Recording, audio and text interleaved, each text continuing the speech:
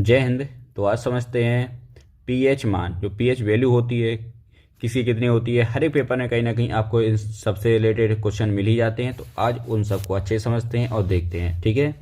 तो पहला ही है कि जल का पीएच मान कितना होता है। तो जल का पीएच मान होता है 7। कितना होता है? 7 होता है। अगला है कि दूध का पीएच मान कितना होता है। तो उसका होता है 6.4 होता है।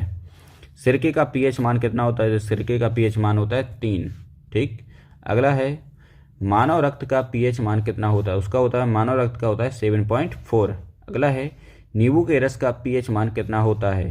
2.4। कितना होता है? 2.4। अगला है NaCl का पीएच मान कितना होता है। तो NaCl का पीएच मान होता है 7। कितना होता है? 7। अगला है कि पीएच पैमाने का पता किसने लगाया था। तो सोरेनसन ने लगाया था पीएच पैमाने का पता। अगला है अम्लीय घोल का पीएच मान कितना होता है। तो 7 से कम होता है। अम्लीय घोल होता है जो 7 से कम होता है, और क्षारीय जो घोल होता है वो 7 से ज़्यादा होता है, और उदासीन जो न्यूट्रल होता है पानी का होता है उसे हम 7 कहते हैं। ठीक है। तो उदासीन पीएच घोल का मान कितना होता है? 7 होता है जो पानी का होता है। अगला है शराब का पीएच मान कितना होता है। 3.5 होता है शराब का पीएच वैल्यू।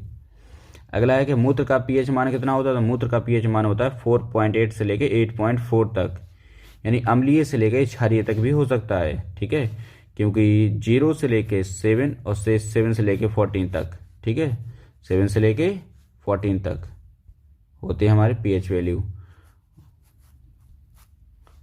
अगला है समुद्री जल का पीएच मान कितना होता है। तो समुद्री जल का पीएच मान होता है 8.1। आंसू का पीएच मान कितना होता है। तो आंसू का पीएच मान होता है 7.4। अगला देखते हैं तो लार का, मानव लार का पीएच मान कितना होता है। तो वह होता है 6.5 से लेके 7.5 तक होता है पीएच वैल्यू। वेरी इंपॉर्टेंट है, याद रखना। अगर आपको यह वीडियो अच्छा लगा है तो लाइक शेयर करें, क्योंकि पीएच से संबंधित हर एक पेपर में आपको क्वेश्चन मिलने ही जाते हैं। ठीक है। जय हिंद, थैंक यू।